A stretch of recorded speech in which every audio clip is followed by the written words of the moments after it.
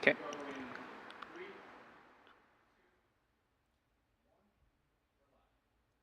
Well, welcome to the Leadership in Church Planting podcast with Ken Adams and his entourage of church planters and pastoral staff.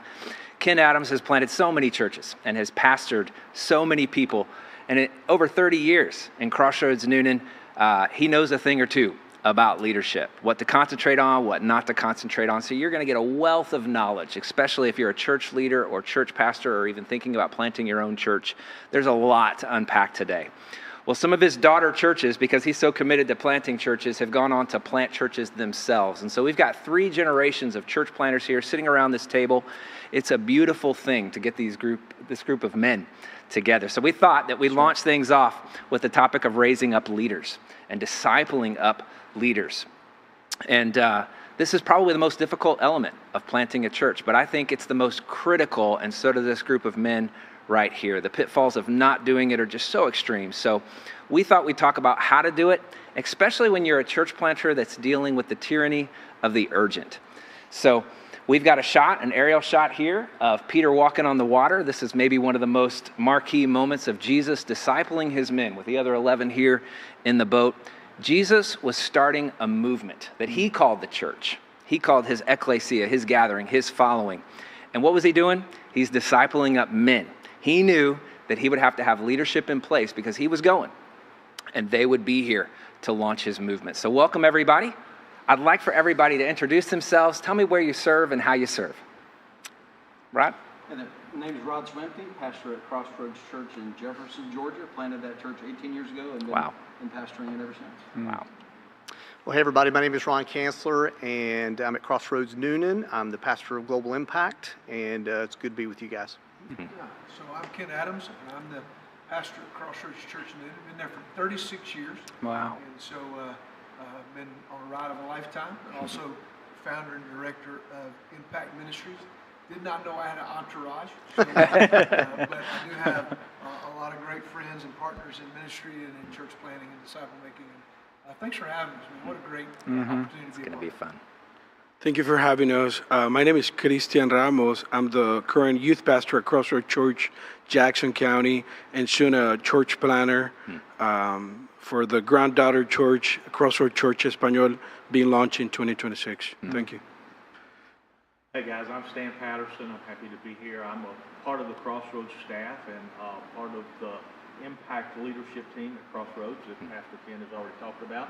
I'm also the campus pastor at one of our newer campuses in Brooks, Georgia, and what an exciting opportunity to be here and talk about what I believe to be the engine of the church, disciple making. Yeah. That's good. I'm Daniel Cazenave. I'm the pastor of the Bridge Church in Bluffton, South Carolina. We planted about 7.5 years ago.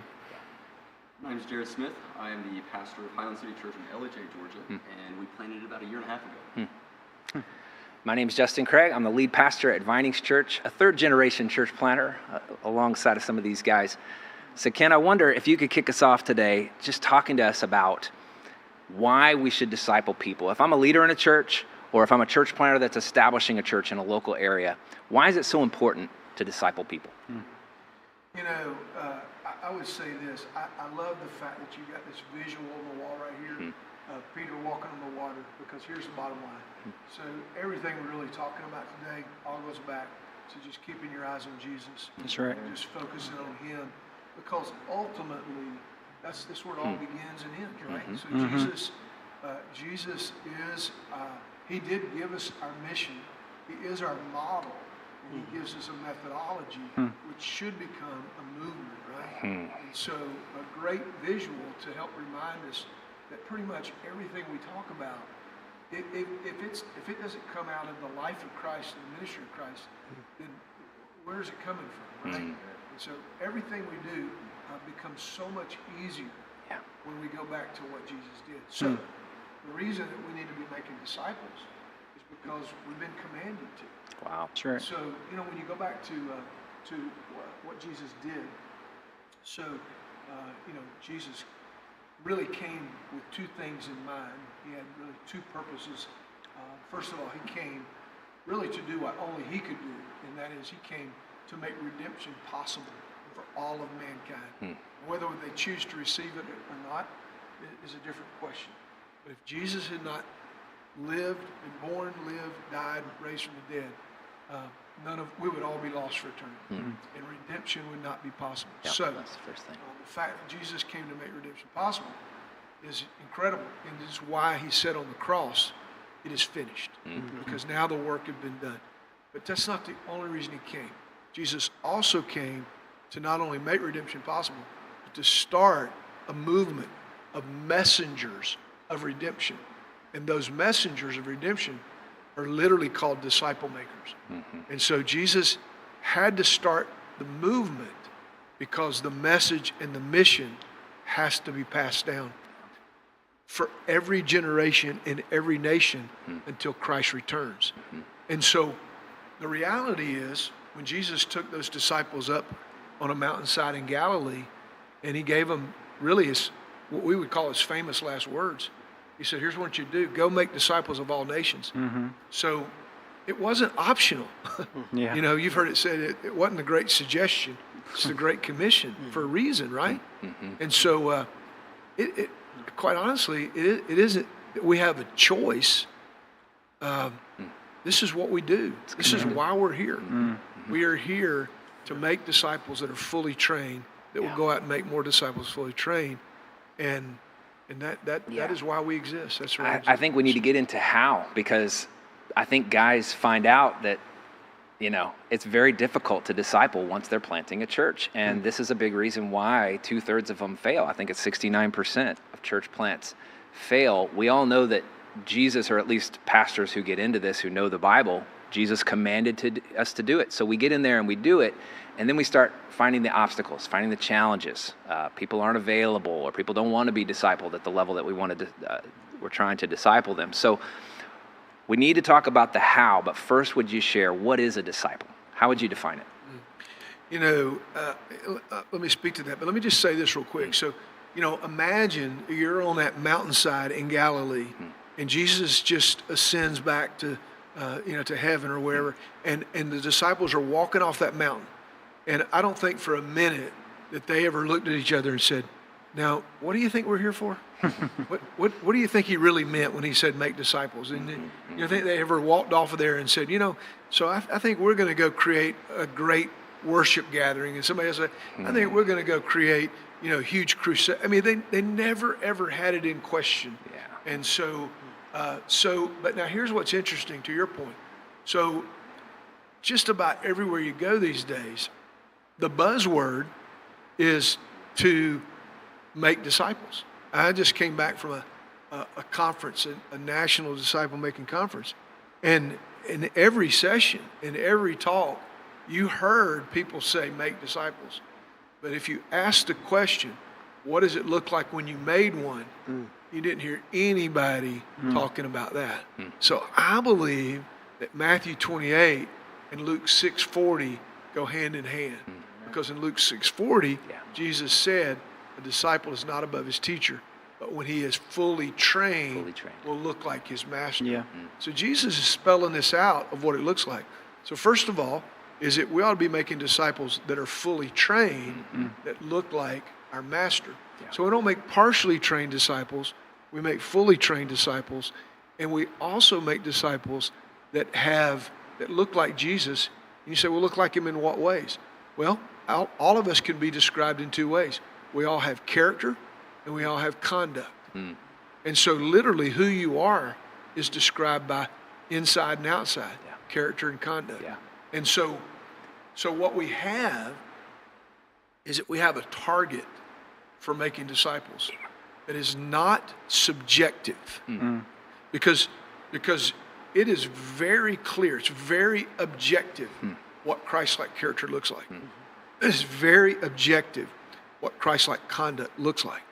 Because you can see it in multiple generations of disciples. Yep. So I say that we are to make disciples, but we are to make fully trained disciples that look like our master in our character and our conduct. In both character and conduct. That's a disciple. So you got so many things that a church planter has to do. They start off, man, we're going to raise up leadership. We're going to make disciples, right? I was just hearing a story of church planters in India. They're big on evangelism and do a great job of it.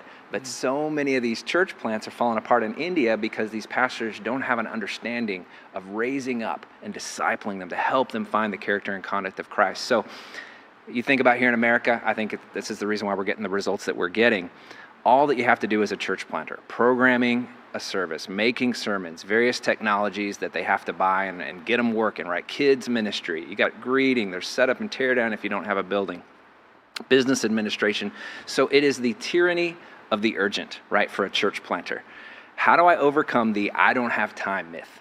Yeah. So, you got a thought? I planted 2 churches in my career in ministry, and what I've done along the way is I've been asked to mentor a lot of other church planters. And in doing that, what I discover is that these guys want to make disciples.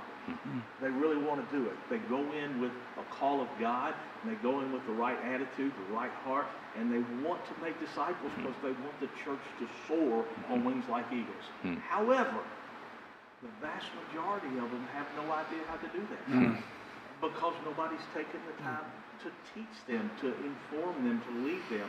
And so that Luke 6:40 that Ken has mentioned, that's an incredible verse. How many times do we read that verse and read right through it? But that verse set me free when I took time to take a look at it. Jesus said we can make fully trained disciples. Wow. Jesus said that. Yeah. So many times we think we can't do that, and then God has, through people along the way, like Ken Adams, given materials that enable us to do that. And I was retired. I was planning on living my life doing interims and this and that along the way. And I discovered something called Impact Disciples Ministry. And it set me on fire. I told my wife, I said, honey, I've got to be part of that because it teaches how we can make disciples. And that closes the back door better than anything I've ever seen. Yeah. Wow, that's good. I think one of the things that comes to my mind is, as a pastor, you have so many things to do, and how am I going to make time? How am I going to section this out? But what really changed the game for me is it's more of an identity piece than it is something that I need to add to the checklist. It's we are disciple makers. It's who we're called to be. Wow. And we're just living out of the overflow of walking with the Lord. And practically it could look like on Friday nights we're having dinner together. I'm going to eat dinner anyway, so I'm going to gather together with a group of men, and then you can get even more practical with the materials you're going to walk through in the Bible. But I think just making that mental shift of I got to add something to my calendar versus this is who I am, this is how I live my life, and this is how I interact with people and my leaders and volunteers was really impactful for me. Yeah, it's good.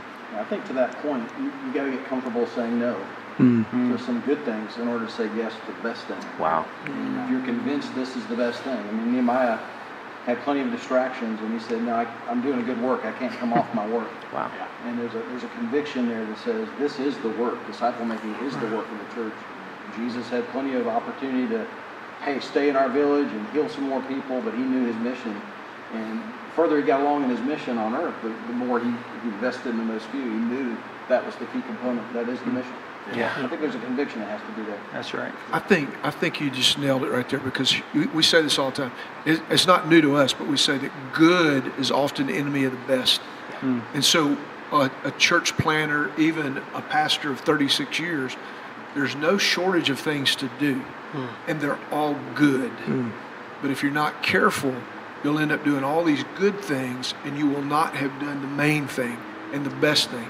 And if you look back after, 3 years or 36 years, and you say, we've not made any fully trained disciples that are reproducing disciples, then what have you been doing? And so here's what you haven't been doing what Jesus came to do. And so, the reason that church planners need to be doing disciple making is because that's the way the master church planner did it. Yeah, that's good. That's true. What do you think, Ron? I agree 100%. Threw me on the spot there. Yeah, I'm listening to these guys, You look and like you're chomping at the bit to say I something. was just so engaged because I'm an entourage. So You are part of the entourage. No, but yeah, I mean, I've just listened to you guys and just thinking back, over my journey of disciple making, and I can relate to maybe a lot of people that watch this podcast. Like, I grew up in a great church, Bible believing, Bible teaching, but the word discipleship was talked about, but the word disciple making was never mentioned. And a lot of church planters move into that role having been modeled that same thing. They've only seen it one way. Even going to seminary, really, I think providentially having sat under Ken's teaching, 20-something years ago, opened up a door, and it's exactly what Ken's talking about. I remember the first day he came in, he asked the question, like, what is a disciple? And he asked everybody to define it. And so each of us wrote something down, and, he read it out. And for the most part, I think only 2 people in the class got even close. I'm sure I was one of them. And so, nah, probably not. But here's what I will tell you is that, I remember thinking, just like a lot of people, this word discipleship is just something churches do. It's not the thing churches should do. Disciple making. And I remember the first time that I heard fully trained and I heard character and conduct, and a light bulb went off, and I thought, you know what? That's it. Like, we make it complicated. Yeah. And what Jesus did is not easy, but it's simple, it's reproducible. And so I think that's a big distinction. Yeah. I think what I'm hearing is the definition of a disciple is someone who who emulates the character and conduct of Christ, but then passes it on to another. Do you have a disciple-making person after you've raised somebody up? So what is the difference between passing on information and discipleship?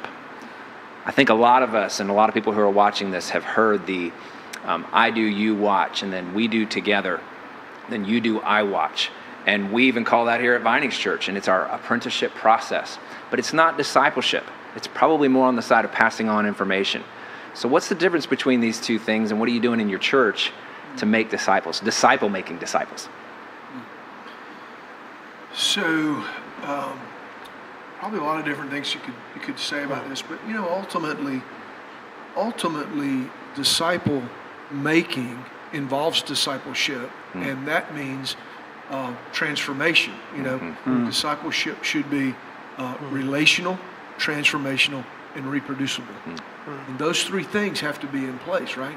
So, I just met with a group of guys this morning that we're walking through the discipleship process together. We've been at it for, about a year, I'd say, maybe not quite that long, but we're walking through a process together. And so, in this group that we're meeting in, obviously there's relationship. We're building relationship by sharing life each week, talking about what we're going through, that kind of thing. But we're also encountering the Word of God and the Spirit of God. We're looking at the life of Christ. We're studying His life. And so that becomes transformational because we're becoming hopefully more like Him in character and conduct. Then it also has to be reproducible. So at that point, you turn around and you repeat that process, right? And so apprenticeship could be a little bit more like just working on maybe sort of maybe it could be more the skill aspect of it, So we talk about a lot in our leadership orientation in our church. Before a person gets into leadership, that's what they go through. So we talk about leadership development and leadership training. So leadership development is becoming the person that can lead. Leadership training is really kind of honing and developing those skills. And so I think there's a difference between the two. Jared's right in the throes of starting a church, been at it for a year or whatever. I'm sure you're wrestling with both sides of that. What is discipleship and what is apprenticeship? So with discipleship, the thing that I've found with developing people that can grow and make work. So we've been only doing this for a year and a half, right? And we started, before we even had our first Sunday service, I knew that we had to establish a group system of leaders. And so we did Impact. We started Impact before we even launched the church. And we had like 30 folks that were in that. And Impact discipleship takes about a year to a year and a half. And it was at the end of that then maybe a quarter of them went on to lead other groups. And so much like what Ken's talking about with training them, it's like that continuing education after the fact. There's that fully trained, like Luke 6:40 mindset, where once they're fully trained, they become like their teacher. So we train them through impact. And then after that, I mean, it's really a matter of if we to train them well enough to where they're drawing near to the Lord and they're individualized, we're out of the overflow, like Daniel was talking about, out of the overflow, they then live the Christian lifestyle. I think it's natural that we obey the command. I mean, John 14:15, Jesus says, if you love me, obey my commandments. And now commandments are to love God, love others, but the commission is right there reminding that to obey his commission to go and make disciples. And I think it's a natural byproduct. Now it's very intentional. I think that, remind me, Ken, I think your definition of discipleship is an intentional process of making disciples, people that look like Christ, but in character and conduct in a smaller context. And so when we're when we are adamant about making disciples in the proper discipleship context, I think that life change happens, transformation happens, and people want to share that transformation. I had an 80-year-old woman that's in my the first group of Impact. Been in church her whole life. Wow. And she finished Impact. She was in that first round. And she came up to me in tears talking about how her life changed because she was intentionally discipled. Wow. And she leads 2 Impact groups right now. Wow. That's incredible. Yeah. And it's just life change.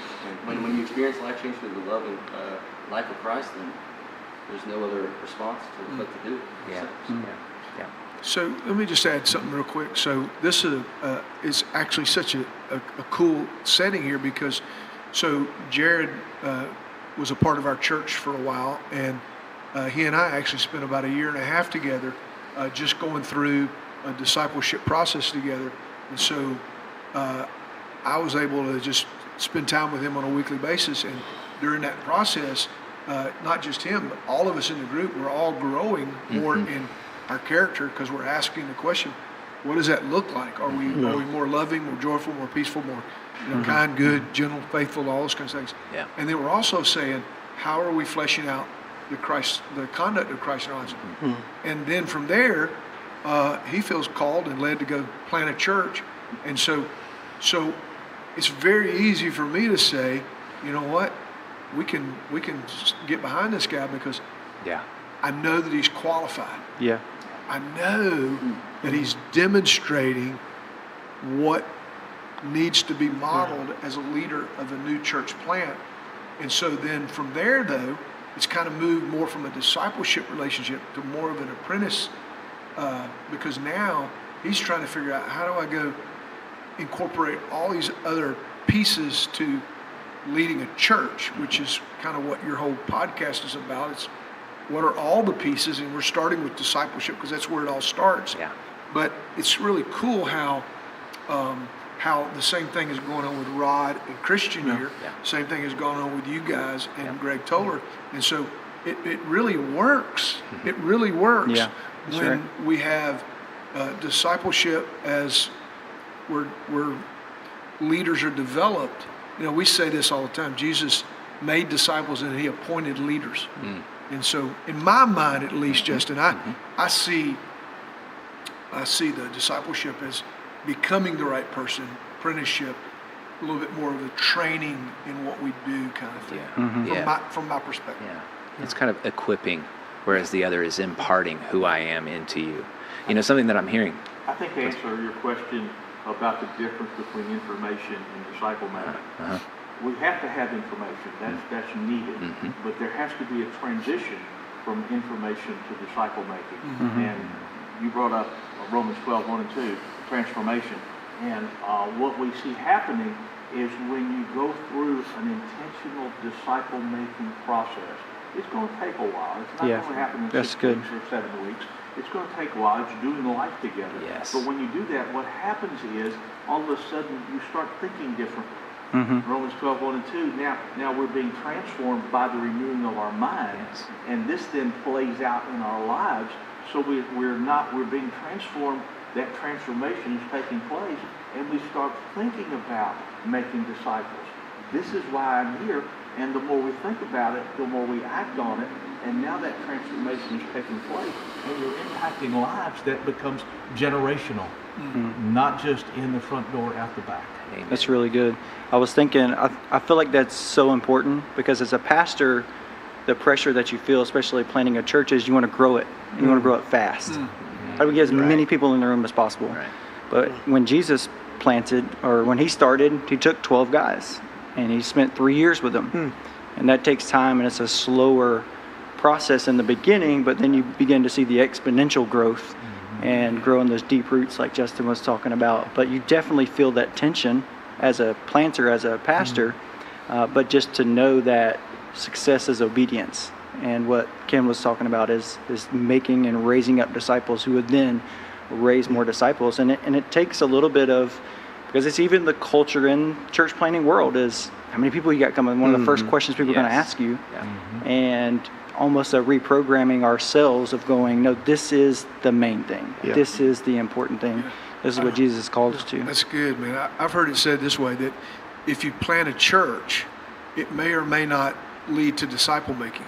But if you make disciples, it will lead to a church. Amen. And that's what Jesus did, right? Yes. You mentioned the word exponential, and I was at a conference earlier this week, and we talked about becoming exponentiators. Maybe we made up a word, but I think sometimes we try to get the exponentiator ahead, going too quickly, but the exponentiating is going to come as we make disciples. Then you begin to see a movement. Otherwise, you're just passing out information, and information is engaging. But it doesn't change lives. Wow. So as we train a lot of guys around the world and even in the United States, many times, feel the tension that pastors have of that, I need to succeed, and it's usually how many people are showing up on Sunday, or how many leaders have I developed, or what is my giving, how many baptisms, and these are all important things, but, you can see the relief, and maybe somebody needs to hear this today, that we are not called to grow the church. God is called to grow the church. We're called to be obedient to make fully trained disciples. And when we do that, when you've got someone who has the character and conduct of Christ, are they going to share Christ more or less? Going to share more. Are you going to see more baptisms or less? You're going to see more. You're going to see more people giving or less people giving, more people serving. All the things that we want to see happen in our church will be a byproduct of the obedience that we do if we do what he's called us to do. Well, you're saying kind of do it like Jesus did. Do it like Jesus did. Well, that's the conduct of Christ. Yeah. The conduct of Christ is that he goes and makes disciples. That was a good recovery, dude. Let me. We're going to edit that out, and I'll just start that over. Okay. I've been messing with it so much that I'm not surprised mine came off. Cut. But that's the character of Christ. The character. It's the conduct of Christ. That's the conduct of Christ. Right. I mean, the conduct of Christ is going to go and make disciples. And a disciple is someone who is a disciple-making disciple. So something I'm hearing is that it's not just information. It's also modeling it for them and inviting them. And let's be clear, the information is biblical information. We're sharing with them the scriptures, and the impact curriculum is probably the best disciple curriculum I've seen, right? But it's not just transferring information, it's also modeling the way. Don't just tell them to have a great marriage, but invite them to come over to your house to see how you treat your wife, right? If you're going out to the park, invite their family to come along with you to show them. And then you're always referring back to the information, right? You're referring back to the Bible study that we've done together when we met on Thursday morning or when we met one-on-one. It's information, both that and modeling the way. So let me ask you a question. What should I do if I've never been discipled myself? If I've never had it modeled for me, but now I'm trying to be a disciple maker, what is that? What should I do? I think Christians should answer that question. I guess you have to be humble, right? You have to be willing to say, I'm not there yet. And, coming from the receiving end of being disciple, after having spent time in church, leaving the church, I'm one of those who were hurt at some point. And if you're listening to this, maybe you can relate to my story too, right? So I was, hurt, didn't want nothing to do with organized religion, And I knew God was real and He had called me, but I just didn't fit in, right, with the model of church as I had known it, right.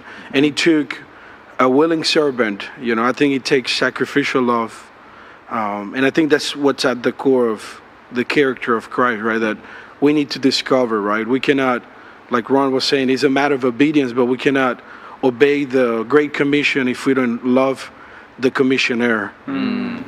So if we cannot even love Him, how can we respond to whatever He says, right? So I think that if you truly love Him, everything else that you do will flow naturally, right? And I was in a desperate need of seeing that. Yeah. I have given the information.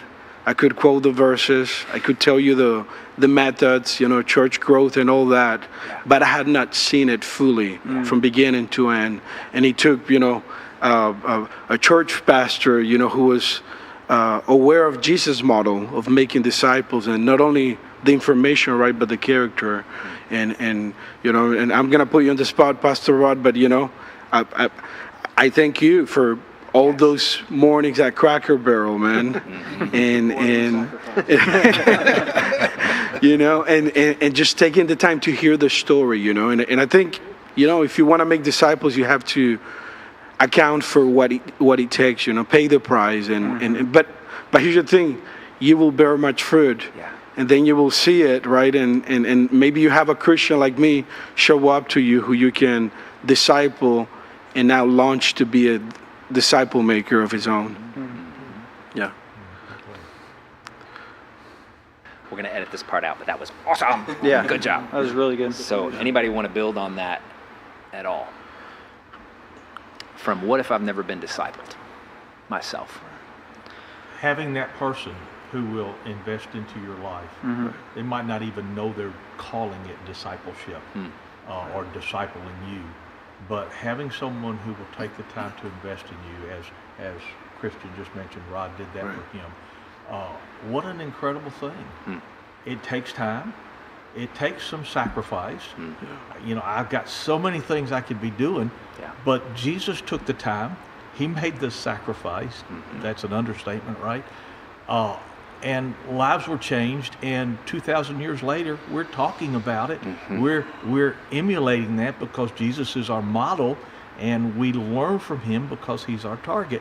And so we do what Jesus did, and that's what He did. He spent time. Mark 3:14, that they might be with Him. I love that. That's the great "with Him" verse of the Bible. The disciples might be with Him, and then He would send them out to preach. So being with them is a big deal. Giving them information is good, but in that process, you're making disciples. And we've been commanded to do that. Amen. Yeah, the only thing I would add is just, if you're asking that question, then you must have come to a place to where it has to be important. So maybe some are watching where you, like I said, you grew up in a church, you heard about discipleship, but I think the switch happens when you realize it's not just something the church does. It's the main focus, the target of the church. And if that's the case, and if you're going to lead the church that Jesus died for and rose again, then you ought to probably try to figure out, because you can't make something that you aren't yourself. And so it's like you're going to try to lead a church to become what Jesus called it to be, and if you're not doing that yourself. So I would say first thing we have to determine in our hearts is, I think this is important enough to shift even some thinking that I grew up with, to explore. And, there's great resources out there. I mean, Impact Ministries, Discipleship Ministries is a great place to go. I would encourage anybody, just a shameless plug here, but coming up in June, we're having a disciple-making church conference in Brooks, Georgia. You can go to impactdisciples.com. You can find out more information. Be great, just a first step to find out what does it look like to be a disciple-making church. Amen. Yeah, it's good. Love that. If I'm starting, Ken, what would you answer this? If I'm a pastor, I'm launching a church, and I've never been discipled myself, but I know it's critical to launching my church successfully. If I've never been discipled, where do I start? Well, again, it's not like there's not lots of opportunities to go and find it, but I would ultimately say start reading the Gospels, because if you read the Gospels, you learn firsthand how Jesus went about making disciples. And you can't, you really can't miss it if you just if you just ask the question, so what did Jesus do and how did he do it? And then, then you start learning from there, and it will eventually lead you to the place where you'll figure out how do you do that. I remember, years ago, I grew up in a great church, Bible believing church, a lot of good things, but was never discipled, never told how to disciple, never made a disciple, no background at all on discipling. And I got a chance to speak at a beach retreat, and some kids came to know Christ, and I knew that I couldn't just leave them. I knew that I had to do something with them. I had to help them get to the next level, because they had accepted Christ and been baptized, and that was time to be taught. And so I knew that I had to do something, and I had no idea, but I knew something about the fact that Jesus made disciples. And I thought, well, maybe that'd be a good place to start. So me and about 6 guys met together every week, and basically all we did, we had no curriculum, we had no lesson plan, we had nothing like that. We just said, let's talk about how we did this last week, where we winning, where we losing, how we doing. We talk about a passage of scripture, we just walk through it, and then we talk about where do we need to be held accountable, pray for each other, do ministry together. And that journey led me to a lot of other understanding and concepts about discipleship. Yeah. We've talked a lot about Jesus, and I think that something that gets missed as I'm landing the plane for our podcast here is the framework for how they went from Jesus to about 300 AD, when it was the accepted religion in the Roman Empire. These men go off and they launch churches. We forget this. And this is how we got the New Testament. These letters are written back to churches because they were able to leave those churches that they planted and go off and plant other churches, right? The only reason why there's a letter is because they'd moved on. The reason why they'd been able to move on is because they raised up leadership and elders to launch and lead the church. There was a new lead pastor in Ephesus, for example. We know it was Timothy. And so now he's off planting another church, and he hears back about what's going on in that church, and he writes to those leaders and elders who had been what? Discipled up. He was making disciples when he was planting these churches, so that then he could go on and plant more churches. And in Acts 17, we know about these Christians who are turning the world upside down, right, in the Roman Empire, to the point that by 300 AD, right, these go off to make disciples who make disciples who make disciples. And I'm going to read you a verse here in just a second as we end this, that the greatest nation this world has ever known in longevity and power, the Roman Empire, actually changed its name. Constantine changes it to the Holy Roman Empire. And we know that name, but like when you change an empire's name to, we're going to be called the Holy Roman Empire. We're going to do away with all these Greek and Roman gods as the established religion. Now we're going to be a Christian nation and call ourselves this new name. It was built on discipleship. So it isn't just Jesus who does it. These men go off and they launch men who raise up more men through discipleship. And look at this in 2 Timothy. This is nearing the end of the New Testament. 2 Timothy 2:2. And these things who you've heard me say. So we got 2 generations right there. Paul's talking to Timothy. Say in the presence of many witnesses, 3rd generation. And entrust to reliable men. Actually, this is their 3rd generation. Reliable men who will be qualified to teach others. 4 generations all right there in 2 Timothy 2:2. Well, wonderful insights. Let me cut that real quick. My coffee's, I'm tanking. I've peaked a little too early in the morning. Well, wonderful insights, everybody. Leadership. I'm going to start this over again.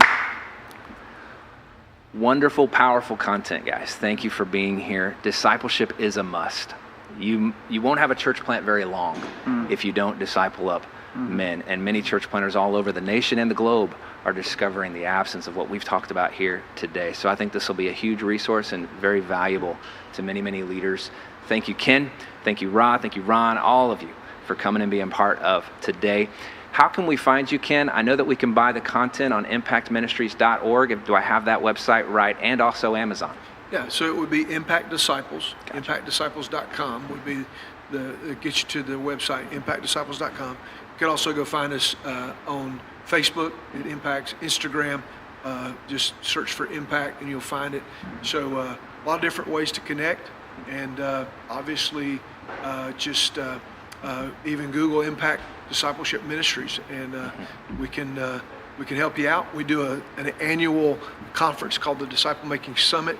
That is just a great way to come and sort of get a lot of different, just to get hear a lot of different guys that are doing disciple making in different ways, and it just really pours gas on the fire. So we're here to help any way we can.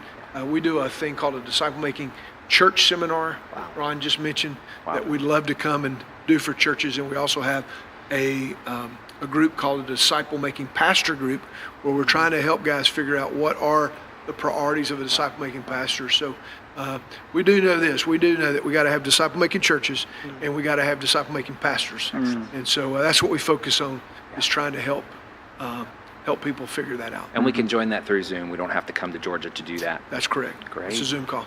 Wonderful to hear that. Well, thank you again for joining us. I hope that you'll like and subscribe to this content. And I want you to think about how you have a ministry right there from your phone. You can boost this and get this in front of more people, more leaders, more pastors who need this content.